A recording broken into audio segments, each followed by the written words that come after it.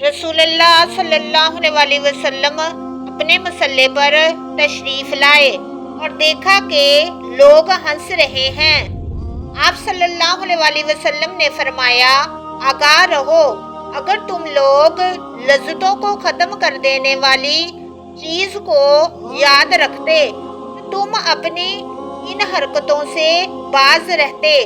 सो लज्जतों को ख़त्म कर देने वाली मौत का जिक्र कसरत से करो, इसलिए कि कब्र रोज़ाना बोलती है और कहती है, मैं गुर्बत का घर हूँ, मैं तन्हाई का घर हूँ, मैं मिट्टी का घर हूँ और मैं कीड़े मकोड़ों का घर हूँ। फिर जब मोमिन बंदे को दफन किया जाता है तो कब्र उसे मरहबा यानी खुश आमदीद कहती है और मुबारकबाद देती है और कहती है, बेशक तू मेरे नज़दीक उनमें सबसे ज़्यादा महबूब था जो मेरी पीठ पर चलते हैं। फिर अब जबकि मैं तेरे काम की निगरां हो गई और तू मेरी तरफ आ गया तो अब देख लेगा कि मैं तेरे साथ कैसा हुस्न सलूक करूंगी। फिर उसकी नज़र पहुंचने तक कब्र कुशादा कर दी जाएगी और उसके लिए जन्नत का एक दरवाज़ा खोल दिया जाएगा। और जब फाजिर या काफिर दफन किया जाता है तो कब्र उसे ना ही मरहबा कहती है और ना ही मुबारकबाद देती है, बल्कि कहती है, बेशक तू मेरे नज़दीक उनमें सबसे ज़्यादा काबिले नफरत था जो मेरी पीठ पर चलते हैं।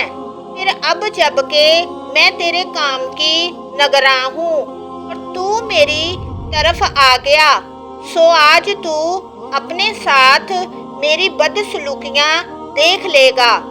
फिर वो उसको दबाती है और हर तरफ से उस पर जोर डालती है, यहाँ तक कि उसकी पसलियाँ एक तरफ से दूसरी तरफ मिल जाती हैं।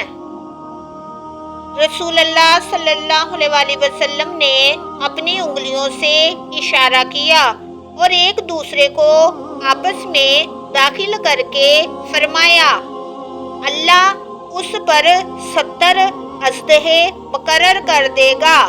अगर उनमें से कोई एक बार भी जमीन पर फूंक मार दे तो उस पर रहती दुनिया तक कभी घास ना उगे।